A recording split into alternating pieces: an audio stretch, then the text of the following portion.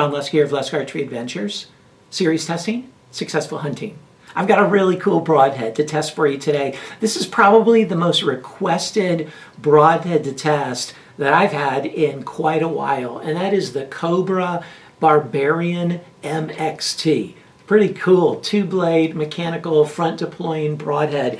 And they say in the package here, it says it's the toughest mechanical broadhead ever forged. Wow, that's quite a claim. And I have a real passion for durability in my testing, especially when it comes to mechanicals, because they have a reputation of not being very durable. But that's been proven wrong with a number of heads like the Sever 1.5 and Sever Robusto. They've been more durable than many fixed blade heads. So I'm hoping that this follows suit and lives up to the claim. And like I said, I've been wanting to test it for a while. And finally, thanks to a viewer, Brian Carmilowicz, who sent me a pack, I'm able to put these to the test. And hey, shout out to Brian and for all of you who donate a pack of heads, because not only do they get to see how they perform, and not only does it really help the channel, but then all of you viewers get to see how his head performs for free, really. So if you're ever inclined to share something and help the channel and help other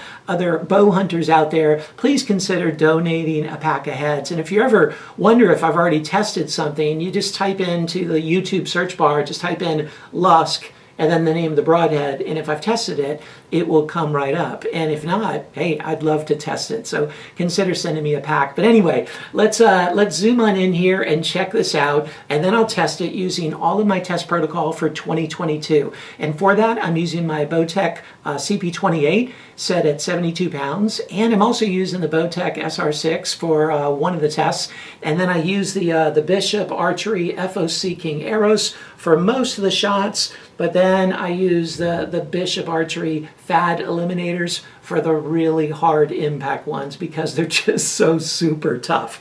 So let's check out this barbaric strength built to take a beating broadhead. Here's a good look at the Barbarian, obviously in the closed position. Pretty cool looking broadhead.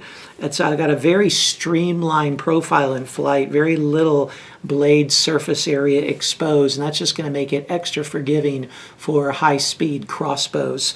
The ferrule is a solid piece of titanium brought to a really pointy chisel tip right there. And then the blades are 0.056 inches thick. So really nice thick blades. To my knowledge, that's the thickest blades in a mechanical broadhead, at least that comes to my mind. And they're held really securely in place. It's pretty difficult to get them open. That's why it's designed just for high-speed crossbows, because it takes quite a wallop to get them to open there. And it's a front deploying. As it penetrates a medium, the blades pull back like that.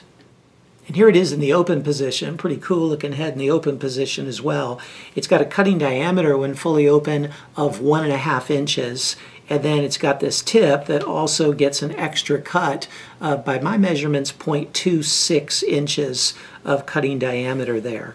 So you'll notice that the way the blades lock into their closed position is through that little hook. You can see it moving at the base there. There's like a hook that wraps around this pin at the bottom, and it holds it really securely in place.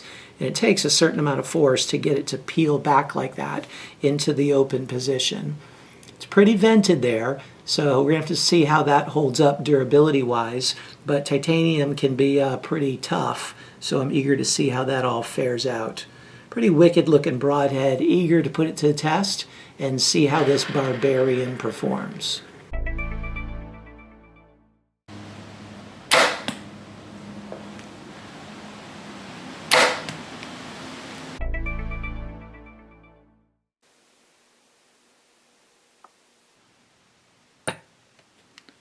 $300.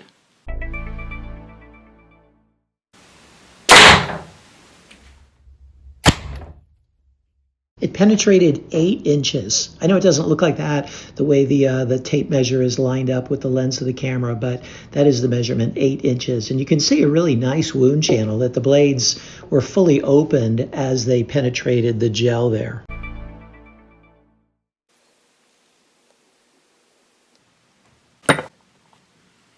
$400. It penetrated through 45 layers.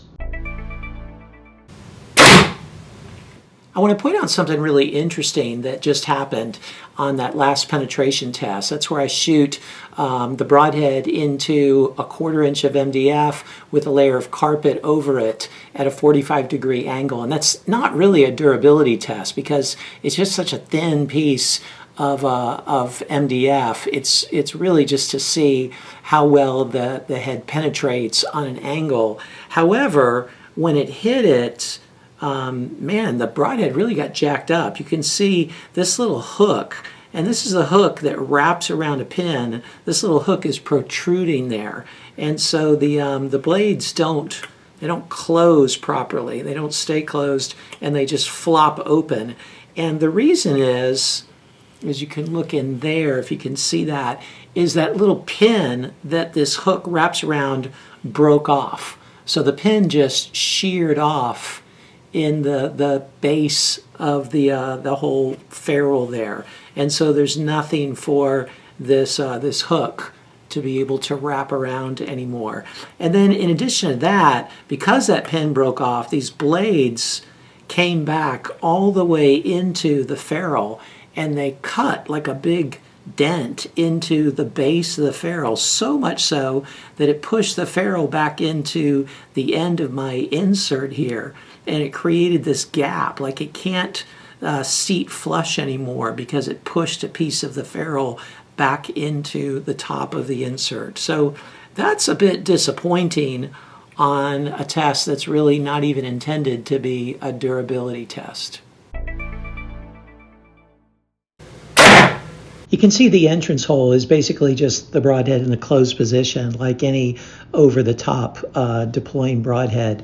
But then by the back of the box, it opened up to its full cutting diameter of 1.5 inches. The head is in excellent condition after going through the MDF 3 times. Here's the Barbarian after going through the MDF 3 times and the steel plate 2 times. And overall, it did fairly well. The tip got a little bit blunted like it does on most heads. But there was this this bend, and you can kind of see it here in this video. It's why I'm doing a video rather than a picture.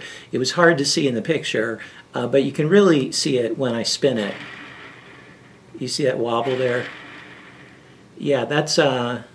I'm not sure how that happened, but on one of the impacts in the steel plate, the whole ferrule just bent quite a bit there. And here you can see the holes that it made in the steel plate, and I love those thick blades because it made really nice wide cuts.